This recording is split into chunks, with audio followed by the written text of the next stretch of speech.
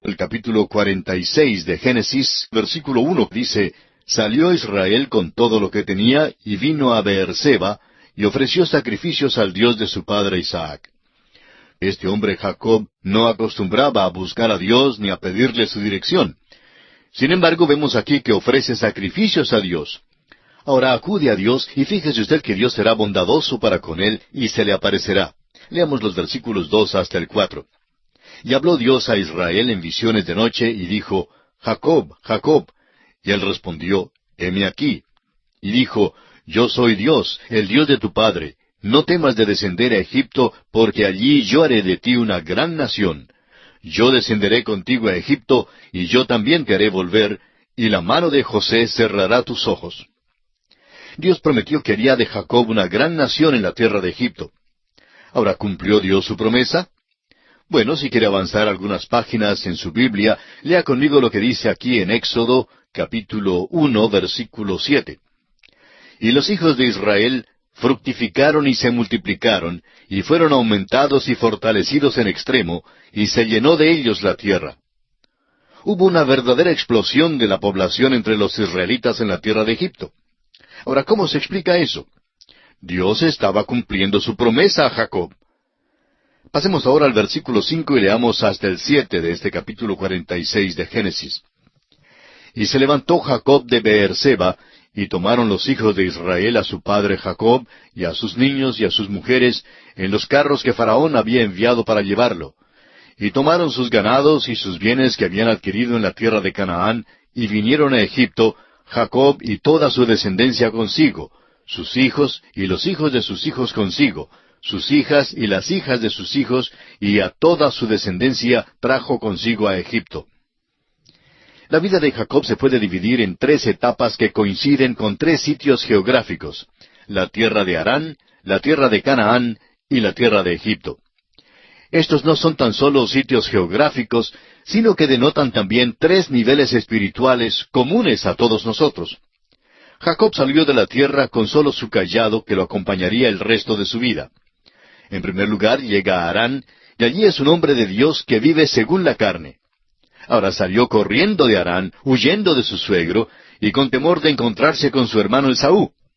Luego tenemos la segunda etapa de su vida en la tierra de Canaán, donde tuvo su lucha con un ángel. Es ahora un hombre de Dios que lucha con sus propias fuerzas. Ahora va a Egipto y no necesita caminar o correr, desciende en carros, apoyándose sobre su cayado, y ahora sí camina por fe. Aunque José es sobresaliente en esta sección del Génesis, cerciórese usted de anotar las evidencias del hombre espiritual de fe en la vida de Jacob. Jacob llega al fin a ser el tipo de hombre que Dios quería que fuera. Solo Dios puede hacer este tipo de hombre. Permítanos declararlo de nuevo. La vida de Jacob en Harán representa al hombre de Dios que vive en la carne. La vida de Jacob en la tierra de Canaán representa al hombre de Dios que lucha por sus propias fuerzas. Y la vida de Jacob en Egipto representa al hombre de Dios que ahora sí camina por fe. Creemos que esto es también verdad en cuanto a muchos de nosotros hoy en día. Hubo aquel tiempo en nuestras vidas cuando primero conocimos al Evangelio, la palabra de Dios, y confiamos en Cristo. Luego vino aquel período de lucha cuando pensamos que nos era posible vivir nuestra vida espiritual por nuestras propias fuerzas. Tal vez ese período duró años. Luego vino el tiempo en que crecimos en la gracia y en el conocimiento de nuestro Señor Jesucristo. Amigo oyente, no se desanime. Recuerde que pasaron años antes de que Dios perfeccionara a Jacob. Un diamante no se labra de la noche a la mañana. Notemos en los versículos 5 al 7 que se nos dice que Jacob descendió a Egipto con todo lo que tenía. Ahora, ¿por qué si es que iba solo para una visita? Bueno, porque había hambre en la tierra. Llevó sus posesiones, sus hijos y también sus nietos, y creemos que había también bisnietos. Y así llegamos ahora a la lista de todos los que descendieron con él. Es muy importante porque esta es la genealogía que conducirá hasta Jesucristo mismo y que continuará en el resto de la Biblia. Pero siento que es tan fastidioso leer tantos nombres, no vamos a leer toda la genealogía. Usted puede leerla a solas. Sin embargo, quisiéramos dirigir su atención a estos versículos que contienen una verdad muy importante. Estamos leyendo los versículos 26 y 27 de Génesis 46. Todas las personas que vinieron con Jacob a Egipto, procedentes de sus lomos, sin las mujeres de los hijos de Jacob, todas las personas fueron 66. Y los hijos de José que le nacieron en Egipto, 2 personas. Todas las personas de la casa de Jacob que entraron en Egipto fueron 70. Había 70 personas que descendieron a Egipto. Por supuesto, José y su familia ya estaban allí esperándoles, y 66 viajaron desde Canaán. Todos eran descendientes de Jacob, y en esta genealogía todos se mencionan por nombre. ¿Por qué están todas estas listas de nombres en las Sagradas Escrituras? ¿Es que Dios no tiene informaciones más importantes que estas para darnos? Amigo oyente, la verdad es que no hay nada más importante que nuestro Señor Jesucristo, y esta es la genealogía que conduce a Él. Encontraremos que algunos de estos nombres están en la genealogía que es dada en Mateo, el capítulo 1, en el principio del Nuevo Testamento. De nuevo, veremos algunos de estos nombres también en la genealogía que nos da Lucas en el capítulo 3. Por eso, estas listas de nombres son importantes. Además, hay otra razón, y esta es muy personal. ¿Ha oído usted alguna vez hablar del libro de la vida del Cordero? ¿Está su nombre escrito en aquel libro? Está escrito allí si es que usted ha aceptado personalmente a Jesucristo por la fe como su todo suficiente Salvador. Y es que, amigo oyente, usted está en la línea de Adán. Todos estamos en esa línea. Llegamos a esa línea por el simple hecho de nacer. Pero llegamos a la línea de Jesucristo también por nacer, pero por el nuevo nacimiento. Se efectúa al recibir a Cristo como nuestro Salvador personal. Al recibirlo, llegamos a ser hijos de Dios. Esto es lo que nos dice el apóstol Juan en su Evangelio capítulo 1, versículos 11 y 12. A lo suyo vino, y los suyos no le recibieron. Mas a todos los que le recibieron, a los que creen en su nombre, les dio potestad de ser hechos hijos de Dios. ¿Cuánta importancia tiene usted? Bueno, aquí hay una indicación de la importancia de cada individuo. Dios hace la lista de estas personas por nombre, porque yo no le conozco a usted, ni usted a mí, pero Dios nos conoce a todos personalmente. El hecho es que Él hasta cuenta nuestros cabellos.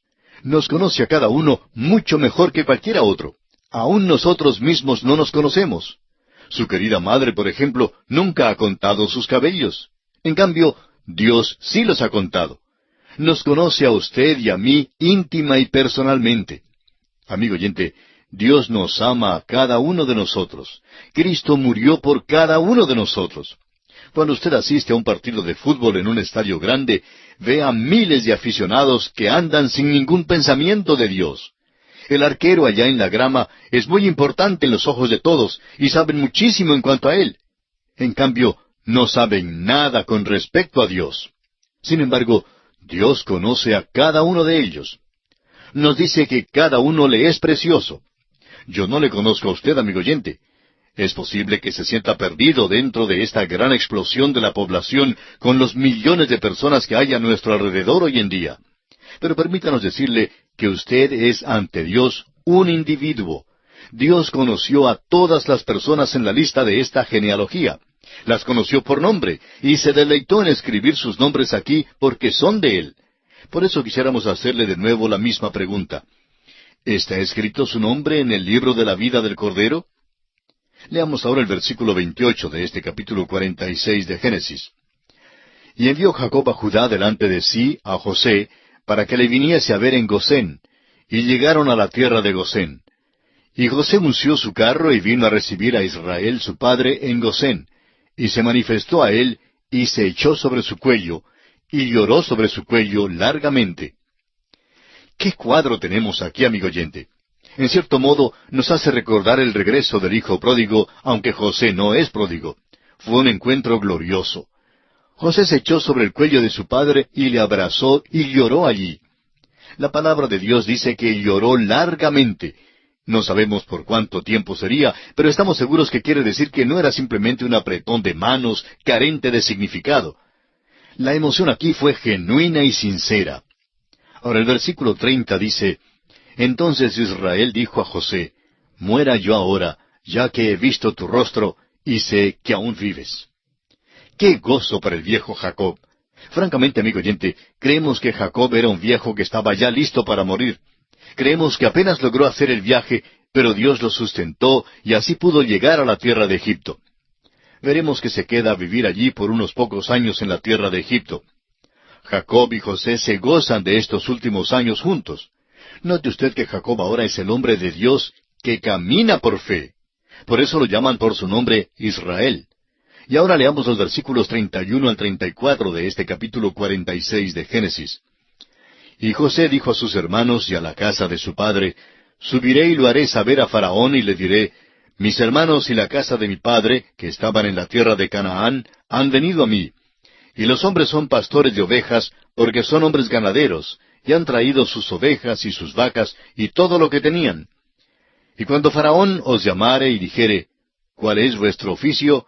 Entonces diréis, hombres de ganadería han sido tus siervos desde nuestra juventud hasta ahora, nosotros y nuestros padres, a fin de que moréis en la tierra de Gosén, porque para los egipcios es abominación todo pastor de ovejas. Aquellos pastores tuvieron el mismo problema en aquel día que tuvieron más tarde los pastores en el oeste de los Estados Unidos. Se nos dice que en el occidente del estado de Texas, si un hombre trataba de criar ovejas en aquella región, se encontraba en mucha dificultad. Se daba cuenta que no tendría vecinos de ninguna manera, es decir, encaraba muchísima dificultad. De la misma manera a los egipcios no les gustaban los pastores. Es interesante que la palabra de Dios ha tenido tanto que decir en cuanto a pastores. Estos hombres eran pastores que criaban ovejas, como los que todavía crían ovejas en la tierra de Israel. Esta es la figura que se emplea para describir a nuestro Señor. Él es el buen pastor que da su vida por las ovejas. Él es el gran pastor que hoy día cuida de sus ovejas. Es el príncipe de los pastores que todavía ha de aparecer. Se llama el pastor. El pastor todavía es abominación al mundo, y todavía el buen pastor no es recibido, ni aún hoy en día. Los que se han apartado de la palabra de Dios han inventado a un Jesús que, aunque es aceptado por el mundo, ni siquiera se parece al Cristo de la Biblia. El Señor Jesús, como verdaderamente es, el Señor Jesús de la Biblia, todavía es rechazado hoy en día. El Jesús que han inventado aquellos que se han apartado de las enseñanzas de Dios es un hombre que nunca vivió. Declaran que no hubo un nacimiento virginal, ni que hizo milagros, ni que murió por los pecados del mundo, ni que fue levantado de la muerte. Amigo oyente, no hay documento alguno sobre un tal Jesús.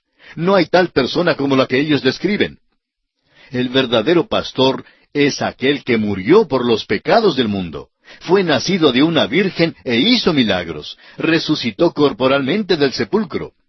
Aquel es el pastor que al mundo no le gusta. Ese es el pastor que el mundo no acepta. Pero ese es el pastor que la Biblia presenta como el único al cual deben seguir las ovejas. Los pastores eran abominación para los egipcios. José entonces aconseja a sus hermanos que digan a Faraón que son pastores y que crían ganado. En realidad tenían tanto ganado como ovejas. Notaremos más adelante que Faraón les dará la tierra de Gosén y les pedirá que cuiden de sus ovejas, a fin de que los israelitas llegaran a ser los pastores de las ovejas en la tierra de Faraón.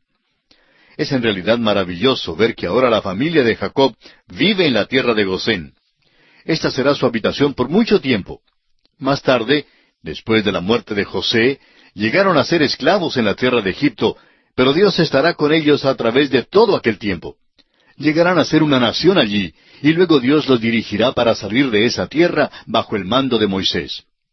No hay documento que afirme que Dios se apareciera jamás a José. Sin embargo, ciertamente vemos la providencia de Dios en la vida de José. Ahora, nos es obvio que José tuvo que llegar primero a Egipto para preparar el camino, de manera que toda la familia de Jacob pudiera más tarde descender a la tierra de Egipto. Y en esta forma concluimos nuestro estudio del capítulo 46 del libro de Génesis. Y nos encontramos ahora en el capítulo 47. Los 70 miembros de la familia de Jacob habitaban ahora en Gosén, y José los presenta a Faraón. Debido a la gravedad del hambre, José compra todos los animales y la tierra de Egipto para Faraón. Y José jura que no enterrará a Jacob en Egipto. En el capítulo 46 vimos cómo Jacob con toda su familia había llegado a la tierra de Egipto. José, por medio de una jugada estratégica, los trajo a la tierra de Gosén, la tierra más rica en aquel día. Pero ahora se encuentran en medio de un período de hambre universal, y ninguna tierra tiene mucho valor al dueño en un tiempo así. Veremos que hasta aquí este será el mejor capítulo con respecto a la vida de Jacob. Jacob no se veía tan bueno como primero lo conocimos en la Escritura. El hecho es que realmente no había vivido la vida de fe, sino hasta cuando llegó a Egipto. Creemos que este capítulo, más que cualquier otro, revelará esto. El hambre ha llegado ahora a ser más intensa y mucho peor. Las gentes de todo el mundo estaban bajo los efectos del hambre, pero Canaán y Egipto son las únicas tierras mencionadas, porque son las tierras que tienen que ver con el desarrollo de la historia que se nos relata aquí. Leamos el primer versículo del capítulo 47 de Génesis. Vino José y lo hizo saber a Faraón y dijo, Mi padre y mis hermanos y sus ovejas y sus vacas, con todo lo que tienen, han venido de la tierra de Canaán, y he aquí están en la tierra de Gosén. José vino al palacio a presentar a su padre y a los hermanos al faraón de Egipto, pero primero los instala en la tierra de Gosén antes de pedir un lugar para ellos. Se puede ver la estrategia de José en esto. Si ya estuvieran viviendo allí, pues Faraón estaría más inclinado a darles esa tierra. Después de todo, ya se habían mudado a las casas y habían desempaquetado sus posesiones. Ahora los versículos 2 y 3 dicen, Y de los postreros de sus hermanos tomó 5 varones, y los presentó delante de Faraón. Y Faraón dijo a sus hermanos, ¿Cuál es vuestro oficio? Y ellos respondieron a Faraón, Pastores de ovejas son tus siervos, así nosotros como nuestros padres. Ya vimos anteriormente que los pastores y los ganaderos no se llevaban bien en aquellos días. A los egipcios simplemente no les gustaban los pastores. No les gustaba ese trabajo de pastorear. Eso pues les abrió la oportunidad a los israelitas de hacer algo que bien podían hacer y que a los egipcios no les gustaba hacer. Y ahora los versículos 4 al 6 dicen, Dijeron además a Faraón, Para morar en esta tierra hemos venido, porque no hay pasto para las ovejas de tus siervos, pues el hambre es grave en la tierra de Canaán. Por tanto, te rogamos ahora que permitas que habiten tus siervos en la tierra de Gosén. Entonces Faraón habló a José diciendo, Tu padre y tus hermanos han venido a ti. La tierra de Egipto delante de ti está. En lo mejor de la tierra haz habitar a tu padre y a tus hermanos. Habiten en la tierra de Gosén. Y si entiendes que hay entre ellos hombres capaces, ponlos por mayorales del ganado mío. Siendo que el oficio de pastor no era muy popular entre los egipcios, a Faraón le faltaba alguien que cuidara de su ganado. Sabemos que el hambre era grave en la tierra de Canaán y en todo el mundo, y ahora también es tan seria que afecta aún a la tierra misma de Egipto. Egipto dependía de las inundaciones del río Nilo cada año. Cuando no había inundaciones del Nilo, Egipto sufría. Pero antes del tiempo de crisis, José ya tenía los depósitos de grano que había recogido. Ahora José presenta a su padre al faraón, y esto es algo muy notable. Fijémonos que Jacob se ve ahora mejor que nunca, mejor que lo hemos visto durante todo nuestro estudio de su vida. Leamos el versículo 7. También José introdujo a Jacob su padre, y lo presentó delante de Faraón. Y Jacob bendijo a Faraón. Note usted que es Jacob quien bendice a Faraón. Comienza a cumplir lo esperado. Ahora es un testimonio para Dios. Y aquí, como siempre, es el menor quien es bendecido por el mayor. Jacob, pues, bendice a Faraón como testimonio para Dios. Leamos los versículos 8 y 9. Y dijo Faraón a Jacob, ¿Cuántos son los días de los años de tu vida? Y Jacob respondió a Faraón, Los días de los años de mi peregrinación son 130 años. Pocos y malos han sido los días de los años de mi vida, y no han llegado a los días de los años de la vida de mis padres en los días de su peregrinación. Si este hubiera sido el Jacob viejo, haciendo valer su naturaleza carnal que tenía en el principio, esto hubiera sido un buen lugar para jactarse. Pudiera haber dicho que tenía 130 años y que realmente había visto ya muchas cosas. Pudiera haberle contado a Faraón cómo es que había engañado a su hermano Esaú, y cómo acumuló gran riqueza en la tierra de Harán, y cómo por fin hizo un convenio con su suegro. Luego pudiera haber dicho algo sobre su encuentro con Esaú. Pudiera haberle contado muchísimo acerca de sus 12 hijos. Pero note usted cómo ha cambiado este hombre Jacob. Dice que tiene 130 años y que su vida realmente no tiene nada de qué se pueda jactar. Pocos y malos han sido los días de mi vida, dice. no se jacta de haber engañado a su padre. En lugar de eso, dice que no se iguala a sus padres. Él dice, no han llegado a los días de los años de mis padres en los días de su peregrinación. ¿No cree usted, amigo oyente, que este hombre ha cambiado? Realmente no suena como el Jacob de los años pasados, ¿verdad que no? Ahora da a Dios la gloria por su vida y no se jacta de que haya logrado grandes cosas. Ahora el versículo 10 dice, y Jacob bendijo a Faraón y salió de la presencia de Faraón. Francamente creemos que Jacob ha llegado a un punto de alta estatura espiritual en su vida. Reconoce que es un pecador. No trata de crear una buena impresión ante Faraón. No tiene nada de qué jactarse. Reconoce que ha sido salvado por la gracia de Dios. Y por ello no se jacta. Nos detuvimos en el versículo 10 de este capítulo 47, donde dice, y Jacob bendijo a Faraón y salió de la presencia de Faraón. Jacob había llegado a un punto de alta estatura espiritual en su vida. Reconoce que es un pecador y no trata de crear una buena impresión ante Faraón. No tiene nada de qué jactarse. En cambio, reconoce que ha sido salvado por la gracia de Dios. Tenemos hoy día tantos creyentes en Cristo que se jactan de sus logros. A veces en nuestros círculos procuramos aplaudir a algunos hombres porque lo han hecho. Hablamos de cuán grandes son ellos. Bueno, si todos dijéramos verdad, diríamos que somos simplemente una manada de pecadores y no tenemos de qué jactarnos, a menos que sea de nuestro maravilloso Salvador. Por años ha sido bondadoso y paciente para con nosotros. Amigo oyente, es de Él de quien debemos jactarnos. Tenemos un Salvador que murió por nosotros. No podemos decir que somos superiores a nuestros padres. Una vez un profesor dijo que sentía mucha vergüenza con respecto a su padre. Cuando primero estaba en la universidad, su padre visitaba esa universidad para hablar porque era predicador y profesor en Biblia. Dijo que tenía tanta vergüenza que ni aún asistía a la reunión donde hablaba su padre. Creemos que casi todos los jóvenes y señoritas pasan por períodos similares en su vida. Este señor pasó 4 años en la universidad. Salió al mundo de negocios donde experimentó toda suerte de problemas. Luego comenzó a darse cuenta que su padre había sido capaz de ganarse la vida para su familia, y que era un profesor sobresaliente de la Biblia. Este hombre se dio cuenta que su padre no era el hombre ignorante como siempre lo había considerado. ¿No es esta historia la verdad en cuanto a muchos de nosotros? Pero no es verdad en cuanto a Jacob aquí. Jacob se humilla porque ha cambiado. Y ahora los versículos 11 al 13 de este capítulo 47 nos dicen, así José hizo habitar a su padre y a sus hermanos, y les dio posesión en la tierra de Egipto, en lo mejor de la tierra, en la tierra de Ramesés, como mandó Faraón.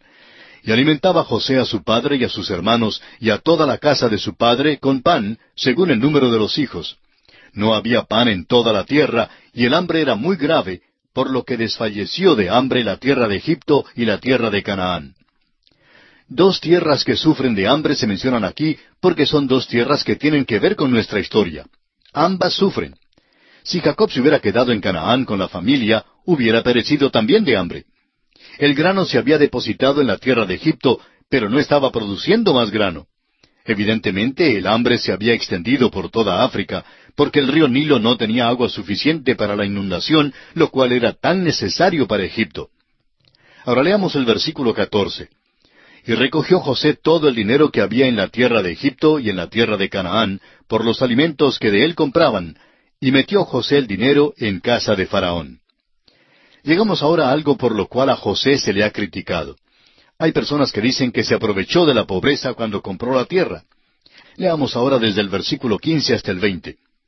Acabado el dinero de la tierra de Egipto y de la tierra de Canaán, vino todo Egipto a José diciendo, danos pan. ¿Por qué moriremos delante de ti por haberse acabado el dinero? Y José dijo, dad vuestros ganados, y yo os daré por vuestros ganados si se ha acabado el dinero. Y ellos trajeron sus ganados a José, y José les dio alimentos por caballos, y por el ganado de las ovejas, y por el ganado de las vacas, y por asnos, y les sustentó de pan por todos sus ganados aquel año.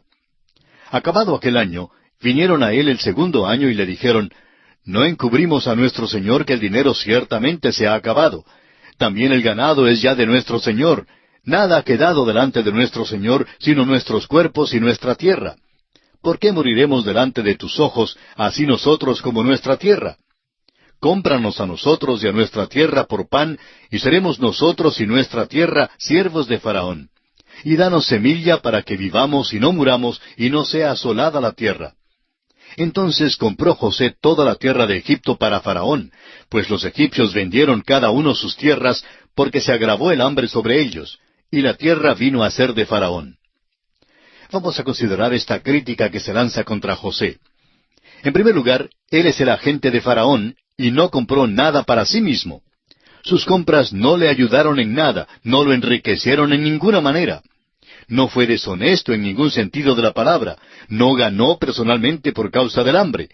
Creemos que es simplemente la ley de la oferta y la demanda. Cuando es escasa cualquier comodidad, los hombres pagan un precio generoso para comprarla. Estamos seguros que José compró la tierra a un buen precio cuando la compró para Faraón, pero que era cuestión de la oferta y la demanda. En realidad, puso a las personas en una situación de poder seguir viviendo al suplirles comida. Creemos que José, pues, quedó entre los límites de la ley de la oferta y la demanda. No hay duda de que el hambre era una cosa sumamente terrible. Y así, los egipcios vendieron todo lo que tenían para conseguir comida, estando aún dispuestos a venderse ellos mismos a la esclavitud. Ahora, los versículos 21 y 22 de Génesis capítulo 47 nos dicen: «Y al pueblo lo hizo pasar a las ciudades desde un extremo al otro del territorio de Egipto. Solamente la tierra de los sacerdotes no compró, por cuanto los sacerdotes tenían ración de Faraón, y ellos comían la ración que Faraón les daba, por eso no vendieron su tierra». Al extenderse el hambre por toda la tierra, había una gran migración a las regiones urbanas. Allí estarían cerca del centro de los depósitos de grano. Usted recordará que en el principio José había colocado estos centros por todo Egipto. Trae a las personas donde pueden estar más cerca a la provisión de comida. Ahora los versículos 23 al 26 dicen: «Y José dijo al pueblo: He aquí os he comprado hoy, a vosotros y a vuestra tierra, para Faraón. Ved aquí semilla, y sembraréis la tierra. De los frutos daréis el quinto a Faraón, y las 4 partes serán vuestras para sembrar las tierras, y para vuestro mantenimiento, y de los que están en vuestras casas, y para que coman vuestros niños». Y ellos respondieron: «La vida nos has dado, hallemos gracia en ojos de nuestro Señor, y seamos siervos de Faraón». Entonces José lo puso por ley hasta hoy sobre la tierra de Egipto, señalando para Faraón el quinto, excepto solo la tierra de los sacerdotes, que no fue de Faraón. José sabe que el hambre se acabará el año que viene y por tanto le aconseja a la gente que siembre su grano. Ahora en los versículos 27 al 31, Jacob expresa a José su última voluntad. Leamos: «Así habitó Israel en la tierra de Egipto, en la tierra de Gosén, y tomaron posesión de ella, y se aumentaron, y se multiplicaron en gran manera. Y vivió Jacob en la tierra de Egipto 17 años, y fueron los días de Jacob, los años de su vida, 147 años. Y llegaron los días de Israel para morir, y llamó a José su hijo, y le dijo: Si he hallado ahora gracia en tus ojos, te ruego que pongas tu mano debajo de mi muslo, y harás conmigo misericordia y verdad. Te ruego que no me entierres en Egipto, mas cuando duerma con mis padres, me llevarás de Egipto, y me sepultarás en el sepulcro de ellos. Y José respondió: Haré como tú dices. E Israel dijo: Júramelo. Y José le juró. Entonces Israel se inclinó sobre la cabecera de la cama. Creemos que hay algunos factores que entraron en el ruego de Jacob de ser enterrado en la tierra de Canaán. En primer lugar, tiene ahora 147 años, y al mirar por todos lados y al ver lo que está pasando, se turba de que tenga que morir en Egipto. Creemos que ahora eso le es muy evidente. Luego, el éxito de José en adquirir toda la tierra para Faraón le hace creer que su familia se hará cómoda en Egipto y que nunca más querrá regresar a Canaán. Su edad ciertamente le recordaba que moriría pronto.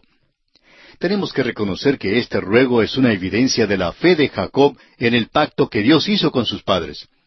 Debemos anotar esto porque se presentará varias veces al recorrer nosotros la Biblia. La esperanza del Antiguo Testamento es una esperanza terrenal. Abraham creyó que sería enterrado y levantado de la muerte en aquella tierra prometida. Isaac creyó lo mismo. Ahora Jacob expresa esa misma fe. Y es que la esperanza del Antiguo Testamento, amigo oyente, no es la de ser arrebatados para recibir al Señor en el aire y entrar en la ciudad de la Nueva Jerusalén. Esta es la morada eterna y permanente de la iglesia de Cristo. Esa no es la esperanza del Antiguo Testamento. Esta tierra llegará a ser un paraíso o cielo. Cuando el reino se establezca en esta tierra, su gran esperanza se cumplirá, y estas personas serán levantadas para aquel reino. Los primeros 1000 años serán un tiempo de prueba, y después de esos años, el reino eterno continuará. Por eso, Jacob no quiere ser enterrado en Egipto. Si no tuviera ninguna fe ni esperanza en la promesa de Dios, ¿qué le importaría el lugar donde lo enterraran? Para el creyente hoy en día, no importa el lugar donde seamos enterrados. En la hora del arrebatamiento, donde quiera que estemos, seremos levantados y nuestros cuerpos se unirán a nuestros espíritus si ya hemos muerto antes del arrebatamiento de la iglesia. Si todavía vivimos, entonces seremos transformados y arrebatados para recibir al Señor en el aire. Por tanto, no importa si somos enterrados en Egipto o en Canaán o en Los Ángeles o en Caracas o en cualquier otra parte. Los vivos en Cristo y los muertos en Cristo, en todos estos lugares seremos arrebatados. No importa dónde quiera que estemos. No nos es necesario ir a la plataforma de lanzamiento en la Florida y lanzarnos de allá. No, nuestra esperanza es una esperanza celestial. La esperanza del Antiguo Testamento es una esperanza terrenal, y el hecho de que Jacob quisiera ser enterrado en la tierra de Canaán es una evidencia de su fe en la resurrección. Esperaba ser resucitado en esa tierra. Jacob ahora es un hombre de fe, y esto es muy evidente aquí. Y con esto, amigo oyente, concluimos el estudio del capítulo 47 de Génesis. Ahora, en el capítulo 48 se nos narra la última enfermedad de Jacob y la bendición que dio a los 2 hijos de José. En Hebreos, el capítulo 11 y el versículo 21 leemos, «Por la fe Jacob, al morir, bendijo a cada uno de los hijos de José, y adoró apoyado sobre el extremo de su bordón», o sea, su bastón. Este capítulo 48 de Génesis nos da otra oportunidad de ver algunas evidencias adicionales con respecto al crecimiento espiritual de Jacob. Ha progresado mucho desde aquellos días en el principio de su vida. Es posible que sintamos que es una lástima que estas cualidades que aparecen en los últimos días de su vida no estuvieran presentes en su vida temprana. Pero es maravilloso que nos sea posible observar en esto que la vida espiritual es un crecimiento y un desarrollo. La madurez espiritual no es alguna experiencia sensacional que se obtiene repentinamente, sino que se describe conforme a la Biblia como un andar en el Espíritu. Había demasiado del viejo hombre, o sea, el hombre carnal en Jacob cuando era joven. Y el nuevo hombre, espiritual, no se discierne sino hasta cuando llega a ser anciano. Hace años, después de un servicio evangelístico, una pareja de muy buena apariencia pasó adelante. El predicador les preguntó por qué habían venido. Dijeron que deseaban tener todo lo que Dios tenía para ellos. Más tarde el predicador se enteró de que pasaban adelante todos los domingos. Creían que gozarían de una experiencia sensacional e importante, la cual de golpe los haría maduros. Buscaban pues esta experiencia. Pero la Escritura nos dice que debemos crecer en la gracia y el conocimiento de nuestro Señor y Salvador Jesucristo. Vemos en Jacob que debemos esperar para ver los frutos del Espíritu. Gracias a Dios que hay la posibilidad de crecer en nuestras vidas. La paciencia de Dios lo permite. Vemos que Dios trató con mucha paciencia a Jacob, y asimismo nos tratará a nosotros. Ahora este crecimiento será más rápido y fructífero si desde el principio buscamos comprender y acatar la voluntad de Dios para nuestras vidas. Leamos los primeros 4 versículos de este capítulo 48. Sucedió después de estas cosas que dijeron a José, «He aquí tu padre está enfermo». Y él tomó consigo a sus 2 hijos, Manasés y Efraín. Y se le hizo saber a Jacob, diciendo, «He aquí tu hijo José viene a ti». Entonces se esforzó Israel, y se sentó sobre la cama, y dijo a José, «El Dios omnipotente me apareció en luz en la tierra de Canaán, y me bendijo, y me dijo, He aquí yo te haré crecer, y te multiplicaré, y te pondré por estirpe de naciones. Y daré esta tierra a tu descendencia después de ti, por heredad perpetua». ¿Puede usted imaginarse, amigo oyente, la emoción del momento? Jacob tiene ante sí a su hijo favorito junto con sus 2 nietos. Jamás pensó ver de nuevo a José porque creía que había muerto. Pero ahora Jacob puede ver que José había sido elevado a esta posición importante en Egipto, y al mismo tiempo puede trazar la manera en que Dios había efectuado los asuntos de la vida. Jacob ha estado ahora en Egipto por 17 años. Es un hombre anciano y agonizante, pero toma fuerza para sentarse en la cama. Note usted que reflexiona sobre aquel tiempo en que Dios se le apareció en luz en Canaán. De veras, Jacob ha progresado mucho. No se jacta ahora, no habla de sus mañas. En su juventud había pensado que podía conseguir lo que quisiera y que podía emplear cualquier método para conseguirlo. Pero vemos aquí su fe y confianza en Dios. Jacob mira retrospectivamente a lo que él considera ser el principio para él, aquel momento cuando Dios se le apareció. Dios había aparecido a Jacob cuando salió de la tierra de Canaán para ir a Harán, y luego otra vez cuando regresó a esa tierra. Y Dios le bendijo. Vamos a prestar atención especial a la promesa de la cual Jacob hace mención. Leamos el versículo 4 otra vez. Y me dijo, He aquí yo te haré crecer y te multiplicaré, y te pondré por estirpe de naciones, y daré esta tierra a tu descendencia después de ti por heredad perpetua. Esta promesa se halla en el Antiguo y en el Nuevo Testamento.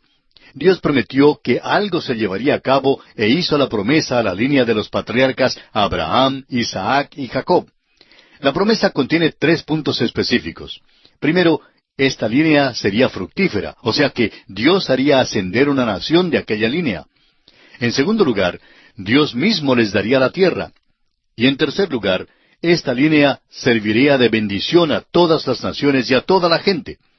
La razón por la cual usted y yo, amigo oyente, nos sentamos hoy día con la Biblia en la mano es porque Dios ha cumplido 2/3 de esta promesa que convino hace miles de años.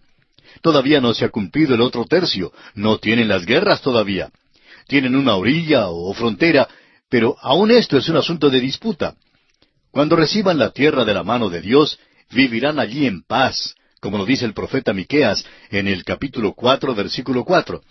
Y se sentará cada uno debajo de su vid y debajo de su higuera, y no habrá quien los amedrente, porque la boca de Jehová de los ejércitos lo ha hablado. Aquel será el milenio, y es cuando tendrán esa tierra. Y ahora leamos los versículos 5 y 6 del capítulo 48 de Génesis. Y ahora tus 2 hijos, Efraín y Manasés, que te nacieron en la tierra de Egipto, antes que viniese a ti a la tierra de Egipto, míos son, como Rubén y Simeón serán míos, y los que después de ellos has engendrado serán tuyos, por el nombre de sus hermanos serán llamados en sus heredades. Estos 2 nietos, los 2 hijos de José, cada uno dará origen a una tribu.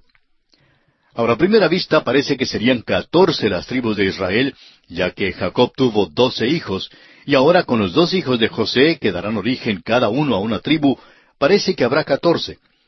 Primeramente notemos que no había tribu de José, pero sí había tribus de Efraín y Manasés. Y eso suma 13 en las matemáticas de todo hombre. Sin embargo, la Biblia solo cuenta 12 tribus. Luego vemos que la tribu de Leví no fue contada como tribu. Llegó a ser la tribu sumo sacerdotal y no era contada entre las otras tribus. Es posible que usted crea que es una manera algo equivocada de contar, pero amigo oyente, yo no las conté. La palabra de Dios las cuenta así, y así es como Dios las quiso contar. Estos 2 muchachos, pues, tienen más de 17 años, porque nacieron antes que Jacob viniera a Egipto. Note usted ahora que Jacob recuerda a Raquel, su amada esposa, la madre de José. Veamos ahora el versículo 7 de Génesis capítulo 48. Porque cuando yo venía de Padán Aram, se me murió Raquel en la tierra de Canaán, en el camino, como media legua de tierra viniendo a Efrata.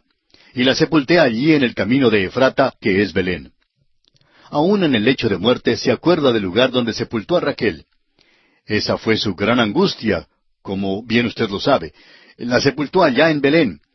Puede que usted piense en el nacimiento de Jesucristo hablando de Belén, pero para él, para Jacob, el pueblito de Belén no era un lugar de gozo, sino de angustia y muerte. ¿Cuán diferente es para nosotros hoy en día? ¿Qué gozo significa Belén para nosotros? Ahora los versículos 8 y 9 dicen, Y vio Israel los hijos de José y dijo, ¿Quiénes son estos? Y respondió José a su padre, Son mis hijos que Dios me ha dado aquí. Y él dijo, Acércalos ahora a mí, y los bendeciré. ¿Ha notado usted que tanto Isaac como Jacob tienen dificultad con la vista cuando llegan ancianos? Puede que el resplandor del sol tenga algo que ver con eso. Aún hoy día hay muchísima enfermedad de la vista en aquellos países, y muchos ancianos allí parecen tener dificultad al caminar. No es que sean completamente ciegos, pero no les es posible ver bien.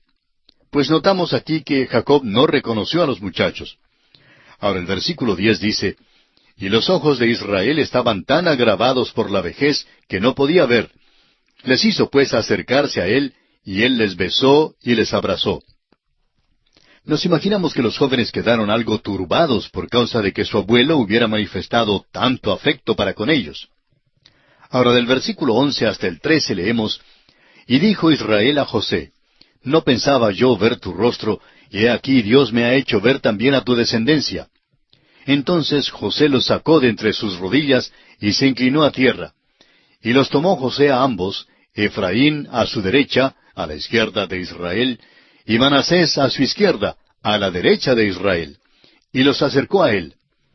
José los lleva a los muchachos más cerca de su abuelo, ya que no podía ver bien, por eso extendería la mano para encontrarlos. Ahora el versículo 14 dice, entonces Israel extendió su mano derecha y la puso sobre la cabeza de Efraín, que era el menor, y su mano izquierda sobre la cabeza de Manasés, colocando así sus manos adrede, aunque Manasés era el primogénito. Ahora Efraín es el que va a ser el líder superior a Manasés. Más adelante veremos que la tribu de Manasés marchó bajo la bandera de la tribu de Efraín en la marcha del desierto, como lo veremos cuando estudiemos el libro de Números. Josué procedía de la tribu de Efraín, y había muchos otros grandes hombres que también descendieron de esa tribu.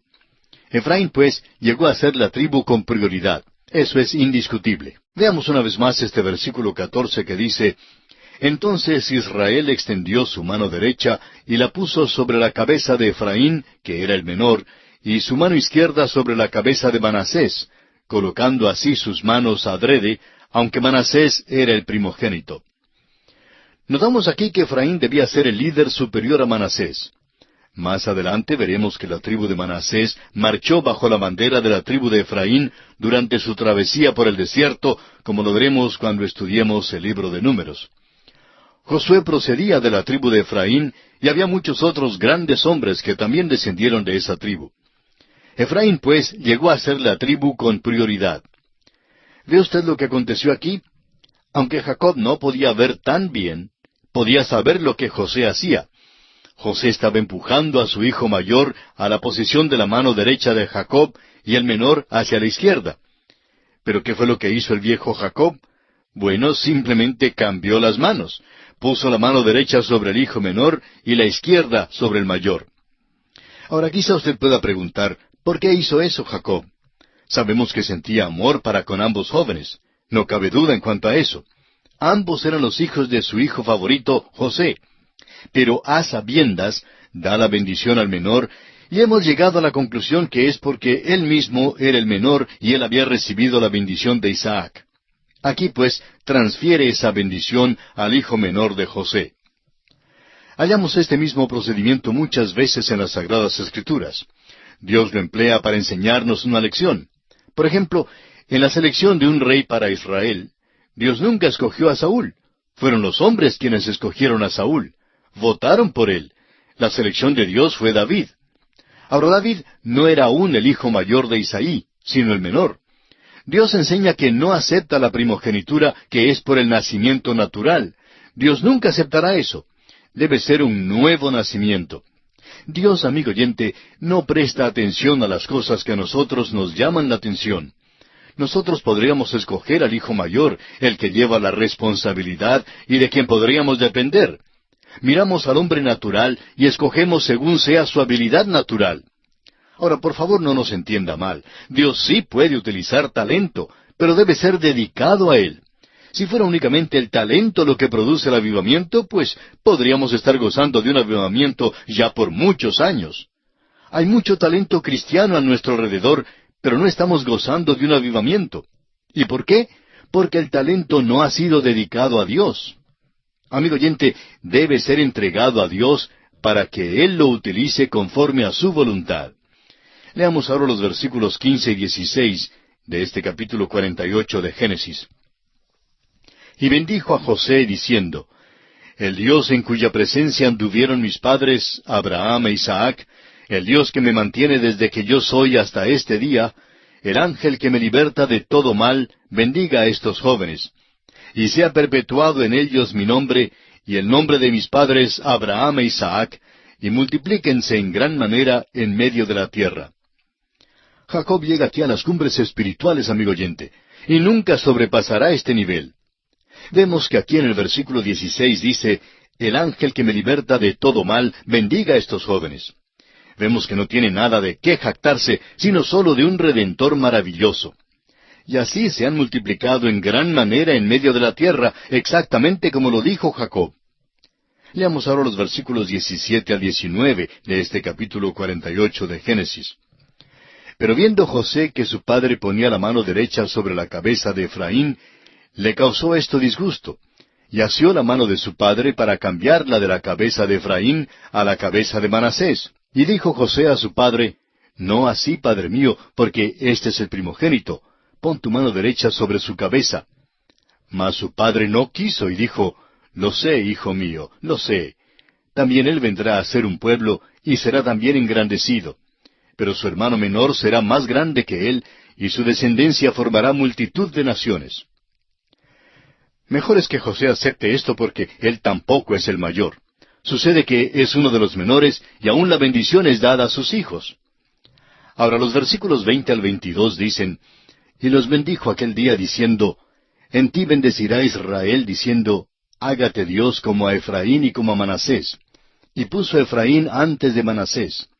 Y dijo Israel a José, he aquí yo muero, pero Dios estará con vosotros y os hará volver a la tierra de vuestros padres. Yo te he dado a ti una parte más que a tus hermanos, la cual tomé yo de mano del amorreo con mi espada y con mi arco. Note usted la expresión tan firme de la fe por parte de Jacob.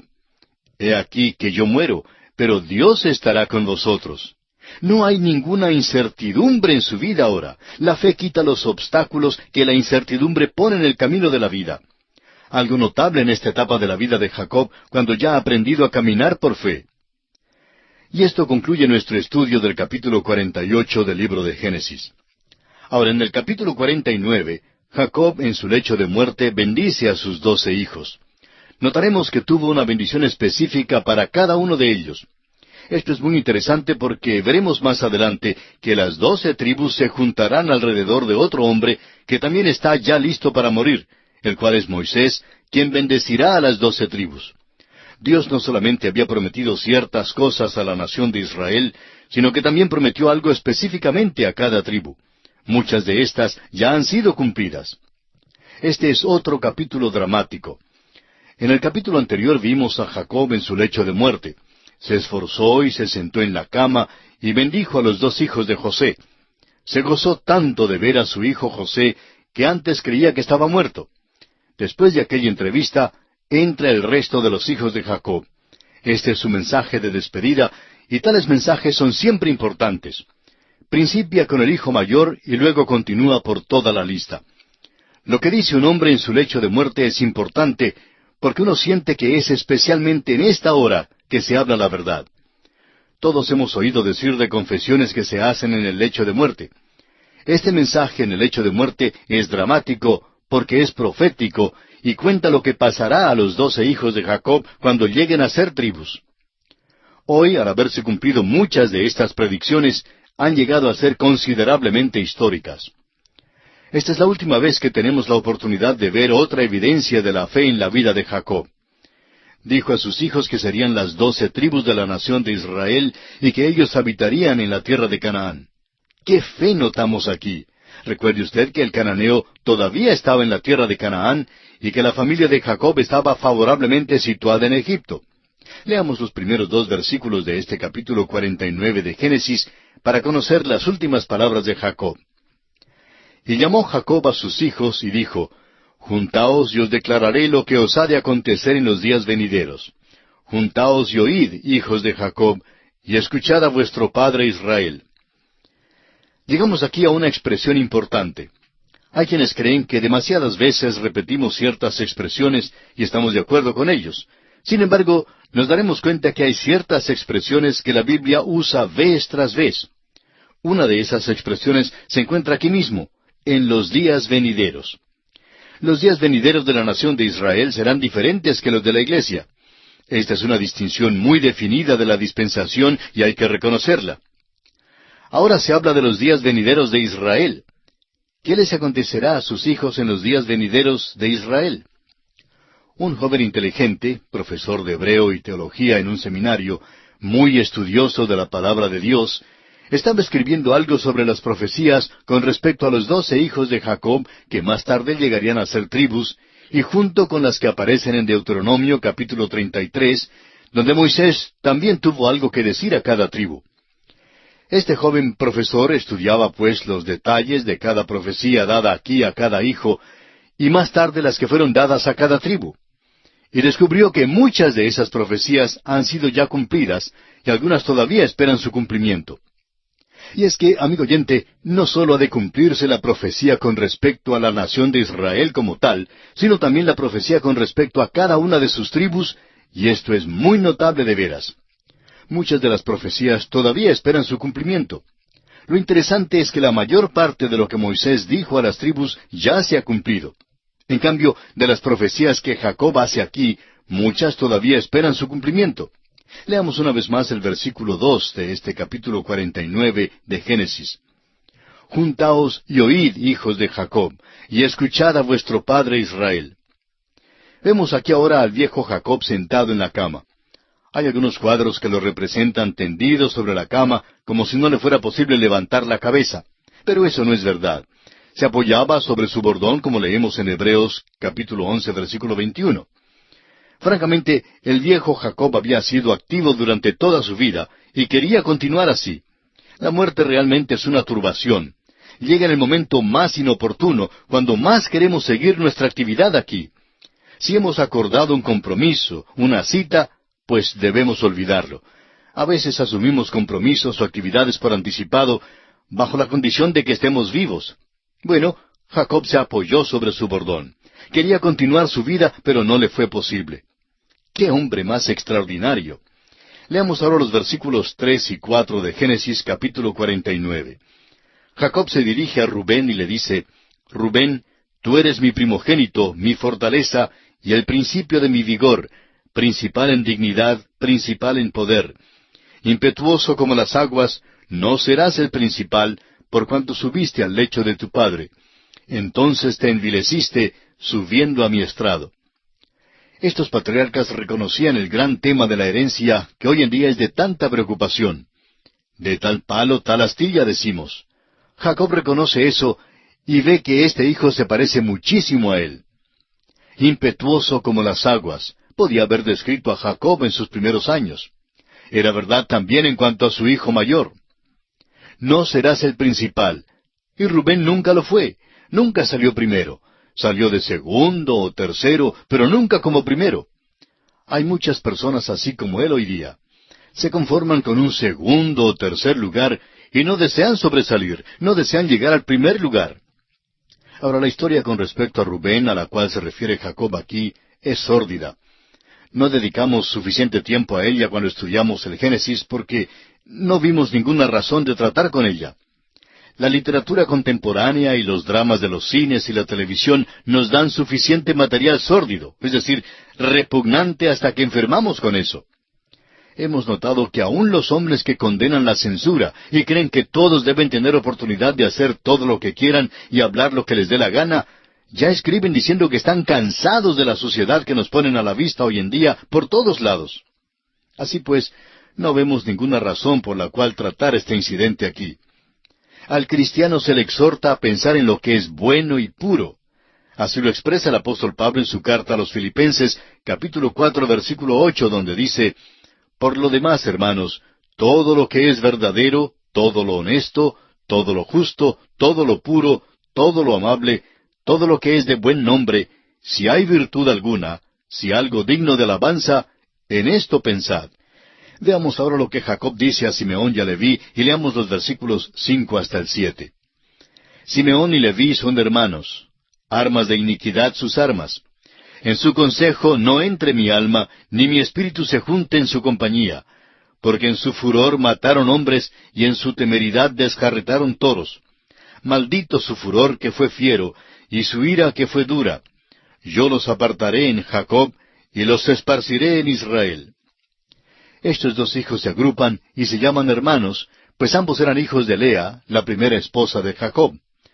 Usted recordará cómo entraron en Salem, una ciudad de Siquem, y dieron muerte a todos los hombres que vivían en esa ciudad, solo porque un hombre fue culpable de deshonrar a su hermana.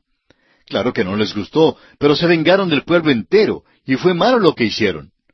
Jacob ahora les hace recordar eso. Simeón era la tribu más sureña, y uno podría pensar que habría sido identificada con Judá y Benjamín. Esto no fue verdad en la historia, y en realidad uno simplemente no oye hablar de ella. Tenía este territorio sureño, pero parece haberse desvanecido entre las otras tribus. En Leví vemos una exhibición de la maravillosa gracia de Dios. Es verdad que fueron esparcidos en Israel, pero fue porque era la tribu sacerdotal. Solo la gracia de Dios puede tomar un hombre cruel como Leví y hacer de él el cabecilla de la tribu sacerdotal. Es la gracia de Dios que ha hecho de nosotros, pecadores, un reino de sacerdotes, amigo oyente. Todo creyente es sacerdote hoy en día. Entre ellos se encuentran borrachos convertidos, rameras convertidas y asesinos convertidos. Hemos sabido de todo esto en diversas iglesias. Ahora, ¿cómo llegaron a ser sacerdotes en el reino de Dios? Bueno, exactamente como nosotros lo llegamos a ser. Es por la maravillosa gracia de Dios. Sabiendo que fuisteis rescatados de vuestra vana manera de vivir, la cual recibisteis de vuestros padres, no con cosas corruptibles como oro o plata, sino con la sangre preciosa de Cristo, como de un cordero sin mancha y sin contaminación. Así nos lo dice el apóstol Pedro en su primera carta, capítulo 1, versículos 18 y 19. Luego Pedro sigue diciendo en el capítulo 2, versículo 5 de su primera carta, vosotros también, como piedras vivas, sed edificados como casa espiritual y sacerdocio santo, para ofrecer sacrificios espirituales aceptables a Dios por medio de Jesucristo. ¿De quiénes habla?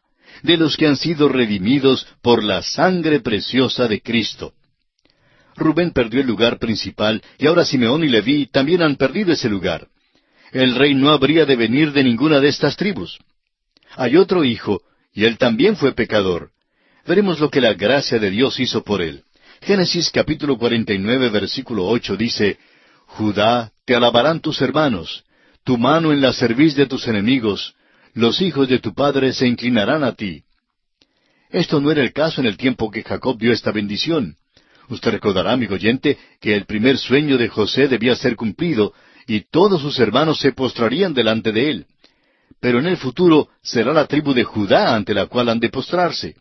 De Judá es de quien procederá el Rey, el cual es el Señor Jesucristo. Leamos ahora los versículos 9 al 12 de Génesis capítulo 49. Cachorro de león, Judá, de la presa subiste, hijo mío, se encorvó, se echó como león, así como león viejo. ¿Quién lo despertará? No será quitado el cetro de Judá, ni el legislador de entre sus pies, hasta que venga Silo, y a él se congregarán los pueblos. Atando a la vid su pollino, y a la cepa el hijo de su asna, lavó en el vino su vestido, y en la sangre de uva su manto. Sus ojos rojos del vino, y sus dientes blancos de la leche. Esta es una de las profecías más notables en toda la palabra de Dios. Ya se nos ha dicho que habrá una simiente de mujer. Esa fue la primera profecía. Y pondré enemistad entre ti y la mujer, y entre tu simiente y la simiente suya. Esta te herirá en la cabeza, y tú le herirás en el calcañar. Así leímos cuando estudiamos el capítulo 3 de Génesis, versículo 15. Aquella simiente fue confirmada a Abraham, Isaac y Jacob. Aquí de nuevo es confirmada a Judá. Es de la línea de Judá de donde vendrá el rey. Y no solo eso, sino también se llamará Silo. Ahora Silo significa descanso y tranquilidad. Él es el príncipe de paz, es quien traerá descanso. Amigo oyente, recuerde que cuando Jesús caminaba aquí en la tierra, Él dijo, Venid a mí todos los que estáis trabajados y cargados, y yo os haré descansar. Ese es Silo. Jesucristo había venido como Silo, como descanso, pero los hombres de su día lo rechazaron. Jesucristo también vendrá con el cetro. El cetro de este universo hoy en día está en las manos que fueron clavadas en la cruz. En la última parte del versículo 24 de este capítulo 49 de Génesis leemos que de Dios vendrá el pastor, la roca de Israel.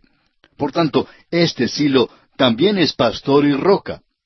Cuando lleguemos al libro de Números, capítulo 24, versículo 17, encontraremos allí que también hay una estrella que se profetiza. Pensemos en todo lo que significa la venida de Cristo. Él es la simiente prometida a la mujer y a los patriarcas. Es el Silo que trae descanso. Es el que lleva el cetro. Es el pastor que dio su vida y el príncipe de los pastores que algún día vendrá. Es la piedra que desecharon los edificadores, pero que ahora ha venido a ser cabeza del ángulo. Es hoy día la estrella resplandeciente de la mañana para su iglesia. Esta es la línea que corre de Adán y Set después de que Abel fue muerto. De Set atraviesa a Noé, a Sem, y luego a Abraham, Isaac y Jacob, y ahora a Judá. Amigo oyente, no perdamos el hecho maravilloso de que Dios se mueve aquí según un plan y según un programa muy bien trazado y muy bien elaborado. Es muy importante que notemos eso. Luego examinemos la profecía de sus dos venidas. Atando a la vid su pollino. Aquí está Él, quien vino sentado sobre un pollino a Jerusalén, ofreciéndose como Mesías y Rey de Israel, el Salvador. Lavó en el vino su vestido, y ese vino era su propia sangre que vertió en la cruz. La próxima vez que venga, Isaías nos dice que Él tendrá un vestido salpicado. Estará manchado entonces, no con su propia sangre, sino con la sangre de sus enemigos. Sus ojos estarán rojos del vino de venganza cuando llegue la segunda vez como vencedor y como juez.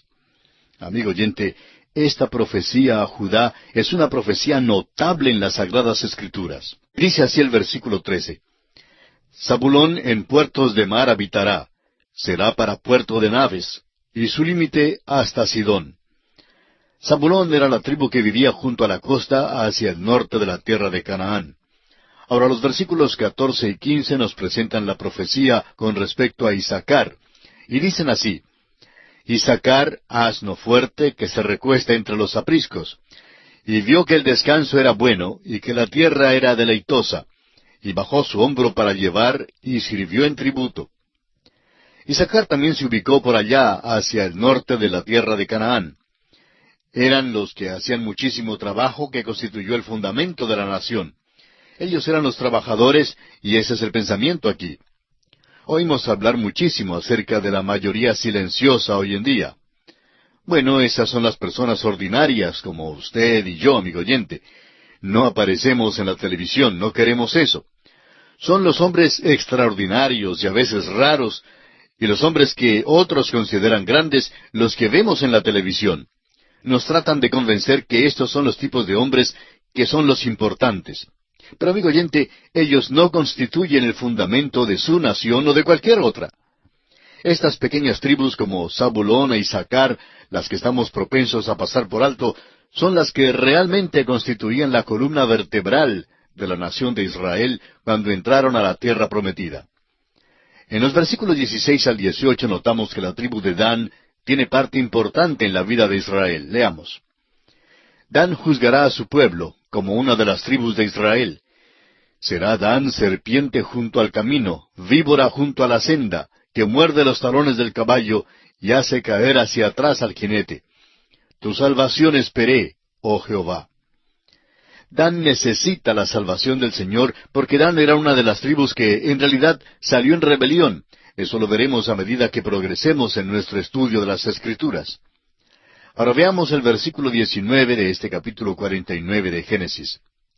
Gad, ejército, lo acometerá, mas él acometerá al fin. Esta era otra tribu que pobló el norte del país. En realidad, Dan quedaba en la parte más al norte, más septentrional, y por tanto, cuando la tierra de Israel se describe, se expresa de Dan a Beerseba. Leamos ahora los versículos 20 al 22. El pan de hacer era substancioso, y él dará deleites al rey. Neftalí, sierva suelta, que pronunciará dichos hermosos. Rama frutífera es José, rama frutífera junto a una fuente, cuyos vástagos se extienden sobre el muro. Estos versículos nos presentan en forma muy sencilla las profecías en cuanto a Aser, Neftalí y también a José. José había dejado su tierra y había descendido a Egipto, pero todavía era un testimonio para Dios ahí. Más adelante sus hijos Efraín y Manasés serían puestos en el territorio que después llegaría a ser Samaria. Se llamaba el territorio de los gentiles en el día de Cristo. Era un gran lugar para testificar, y el Evangelio entró en esa región en los días del Señor Jesucristo. Nuestro Salvador ministró allí. El Evangelio según San Juan, en el capítulo 4, registra el momento en que Cristo testifica a la gente de Samaria, en particular a una samaritana junto a un pozo. Estas profecías se llevan a cabo de una manera extraordinaria. Leamos ahora los versículos 23 al 26 de Génesis capítulo 49. Le causaron amargura, le asaetearon y le aborrecieron los arqueros, mas su arco se mantuvo poderoso, y los brazos de sus manos se fortalecieron por las manos del fuerte de Jacob, por el nombre del pastor, la roca de Israel. Por el Dios de tu padre, el cual te ayudará, por el Dios omnipotente, el cual te bendecirá con bendiciones de los cielos de arriba, con bendiciones del abismo que está abajo, con bendiciones de los pechos y del vientre. Las bendiciones de tu padre fueron mayores que las bendiciones de mis progenitores. Hasta el término de los collados eternos serán sobre la cabeza de José y sobre la frente del que fue apartado de entre sus hermanos. Tengamos en cuenta que dos tribus procedieron de José. Las tribus de Efraín y Manasés fueron tribus destacadas, importantes y muy poderosas. Se originó una división del reino por causa de estas dos tribus, especialmente la de Efraín. Llevaron a Israel a la idolatría. Jeroboam fue de la tribu de Efraín y fue el líder, el dirigente. Fue en estas tribus que los dos becerros fueron puestos para la adoración. Jacob aquí los llama a volverse, a tornarse al Dios de su padre, al Dios de Israel, al Dios de Jacob. Ahora el versículo 27 dice, Benjamín es lobo arrebatador, a la mañana comerá la presa, y a la tarde repartirá los despojos. Esta es una profecía extraña con respecto a Benjamín. Benjamín se identificaba muy cercanamente con Judá, de tal manera que Benjamín acompañaba a la tribu de Judá en la división del reino. Fueron las únicas tribus que se quedaron con la casa de David. Ahora el versículo 28 resume diciendo, Todos estos fueron las 12 tribus de Israel, y esto fue lo que su padre les dijo al bendecirlos. A cada uno por su bendición los bendijo. Ahora los versículos 29 y 30 resumen las últimas palabras de Jacob antes de su muerte. Leamos. Les mandó luego y les dijo, Yo voy a ser reunido con mi pueblo. Sepultadme con mis padres en la cueva que está en el campo de Efrón el Eteo, en la cueva que está en el campo de Macpela, al oriente de Mamre, en la tierra de Canaán, la cual compró Abraham con el mismo campo de Efrón el Eteo, para heredad de sepultura.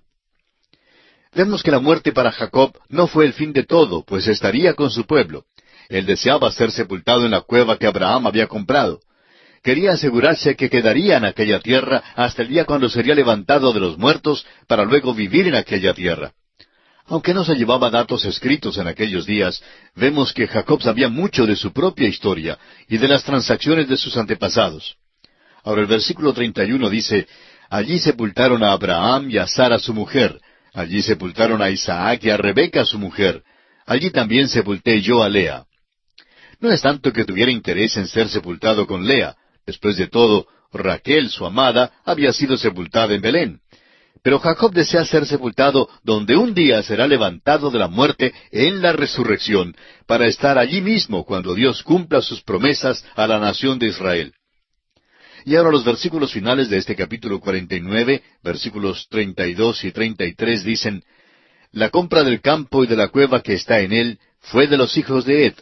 Y cuando acabó Jacob de dar mandamientos a sus hijos, encogió sus pies en la cama y expiró, y fue reunido con sus padres. Es interesante notar que Jacob mantuvo los pies en el piso hasta lo último. Comenzó su vida como un hombre carnal, tomó por el calcañar o por el talón a su hermano, y por eso se le llama el que suplanta. El suplantador vivía de acuerdo con ese nombre, lo cual ciertamente era su característica. Tomó todo lo que pudo encontrar y siempre hizo esfuerzos por lograr ser el principal.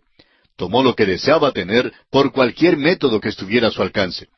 Cuando era joven, caminaba en sus dos pies, por su propia fuerza y habilidad. Dependía de sus propias mañas e ingeniosidad.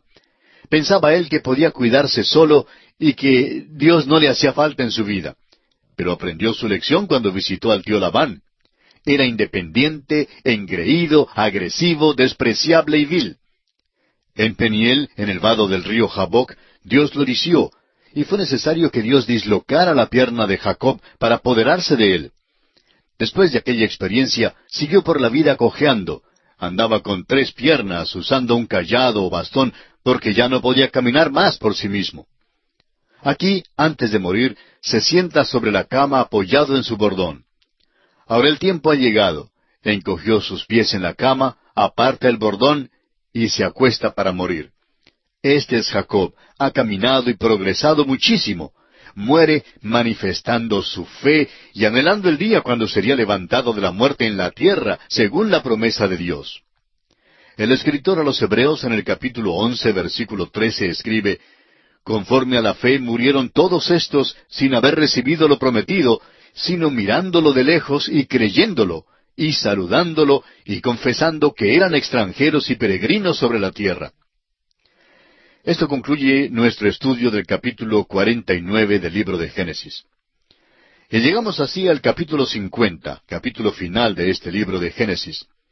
Este capítulo narra la muerte de Jacob y de José en Egipto, destacando que Jacob es enterrado en Canaán y José en Egipto.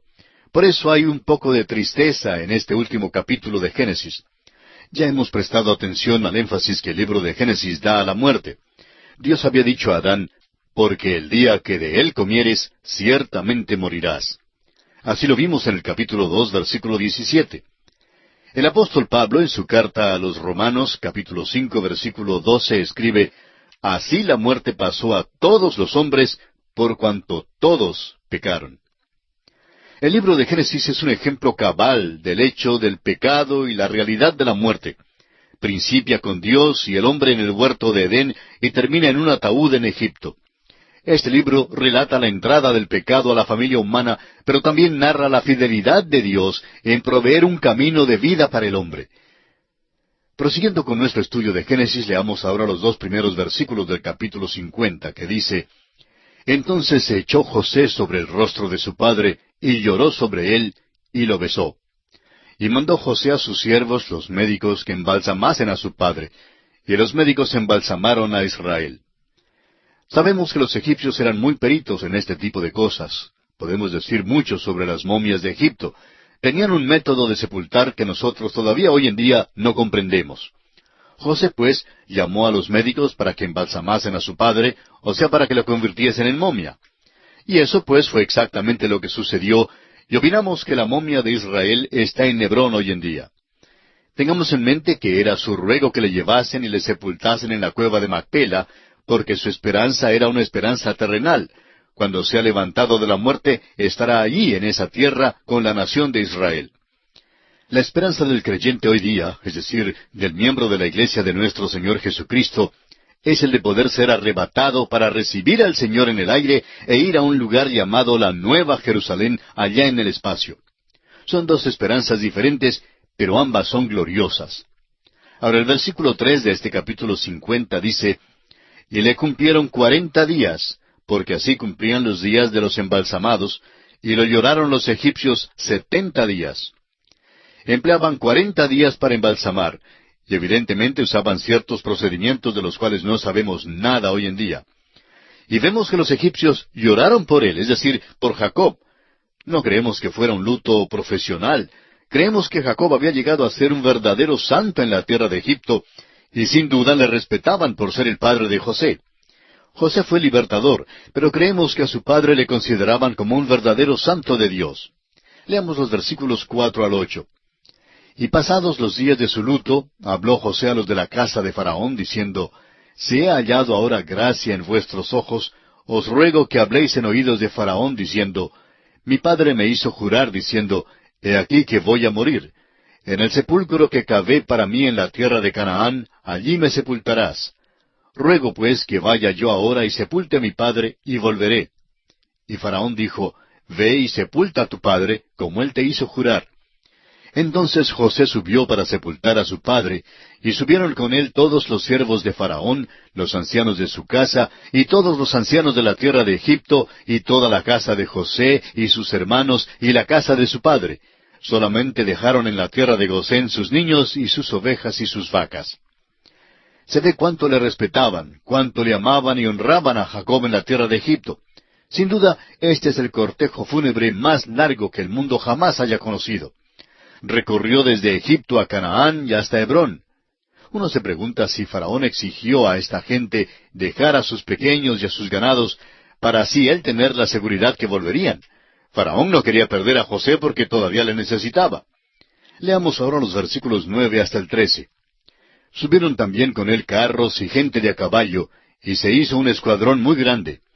Y llegaron hasta la era de Atad, que está al otro lado del Jordán, y endecharon allí con grande y muy triste lamentación. Y José hizo a su padre duelo por 7 días. Y viendo los moradores de la tierra, los cananeos, el llanto en la era de Atad, dijeron, llanto grande es este de los egipcios. Por eso fue llamado su nombre Abel Misraim, que está al otro lado del Jordán. Hicieron pues sus hijos con él según les había mandado, pues lo llevaron sus hijos a la tierra de Canaán, y lo sepultaron en la cueva del campo de Macpela, la que había comprado Abraham con el mismo campo, para heredad de sepultura, de Efrón el Eteo, al oriente de Mamre. Quizá alguien se pregunte por qué Jacob no fue sepultado con Raquel en Belén. Sin duda no quedaba a más de unos 30 kilómetros hacia el norte. Bueno, creemos que la razón se declara aquí. Abraham había comprado la cueva y Jacob quería ser sepultado con sus padres en un lugar que fue comprado y pagado, como seguridad de que se quedarían en la tierra. Fue sepultado con los otros patriarcas porque todos tenían la misma esperanza de la resurrección. Sigamos con la lectura y vayamos a los versículos 14 al 17 de Génesis capítulo 50. Y volvió José a Egipto, él y sus hermanos, y todos los que subieron con él a sepultar a su padre después que lo hubo sepultado. Viendo los hermanos de José que su padre era muerto, dijeron, quizá nos aborrecerá José, y nos dará el pago de todo el mal que le hicimos. Y enviaron a decir a José, tu padre mandó antes de su muerte, diciendo, así diréis a José, te ruego que perdones ahora la maldad de tus hermanos y su pecado, porque mal te trataron. Por tanto, ahora te rogamos que perdones la maldad de los siervos del Dios de tu padre. Y José lloró mientras hablaban. Al parecer los hermanos habían ido a Jacob antes de su muerte y habían preguntado qué pasaría con ellos cuando él muriera. Tenían miedo de que José les tratara con desprecio y que se volviera contra ellos una vez que el padre muriera. Así pues, Jacob les había dado el mensaje para entregar a José, y estaba seguro que José no los perseguiría ni trataría de vengarse de ellos. Cuando los hermanos llegan a José con esta confesión, José llora por causa de esto. Ahora, los hermanos sí se arrepienten por su pecado. Leamos los versículos 18 al 21. Vinieron también sus hermanos y se postraron delante de él y dijeron, henos aquí por siervos tuyos. Y les respondió José, no temáis, ¿acaso estoy yo en lugar de Dios? Vosotros pensasteis mal contra mí, mas Dios lo encaminó a bien para hacer lo que vemos hoy, para mantener en vida a mucho pueblo. Ahora pues no tengáis miedo, yo os sustentaré a vosotros y a vuestros hijos. Así los consoló y les habló al corazón.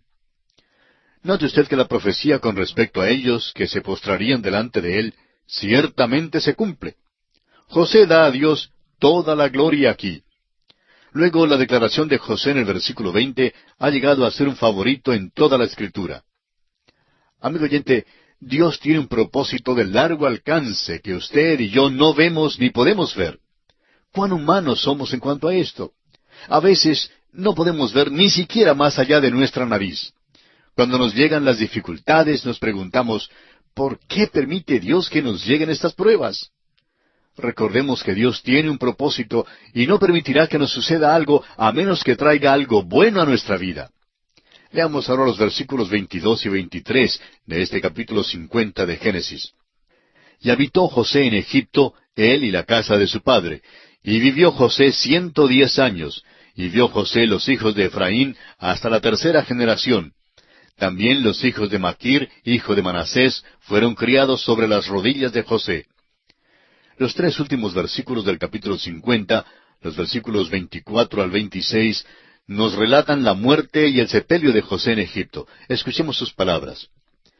Y José dijo a sus hermanos, yo voy a morir. Mas Dios ciertamente os visitará, y os hará subir de esta tierra a la tierra que juró a Abraham, a Isaac y a Jacob. E hizo jurar José a los hijos de Israel, diciendo, Dios ciertamente os visitará, y haréis llevar de aquí mis huesos. Y murió José a la edad de 110 años, y lo embalsamaron, y fue puesto en un ataúd en Egipto.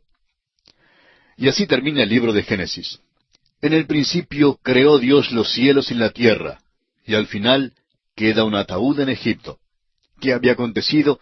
El pecado había entrado en la familia humana.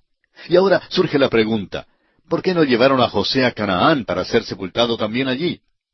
Bueno, es obvio que José era considerado héroe en la tierra de Egipto, y no creemos que los egipcios hubieran permitido que el cuerpo de José hubiera sido quitado de su tierra en aquel tiempo. Creemos que José era uno de los patriarcas sobresalientes a quienes los egipcios veneraron en gran manera, y sin duda erigieron algún monumento en su sepultura. En la vida de José vemos la misma esperanza que observamos en la vida de Jacob. Tiene fe en Dios y en el futuro, y ésta ha sido manifestada a través de toda su vida. Desde el principio mismo, esta fe le dio alegría de espíritu en medio de todas las experiencias oscuras de la vida. José también creía que Dios levantaría a su pueblo terrenal para heredar la tierra prometida.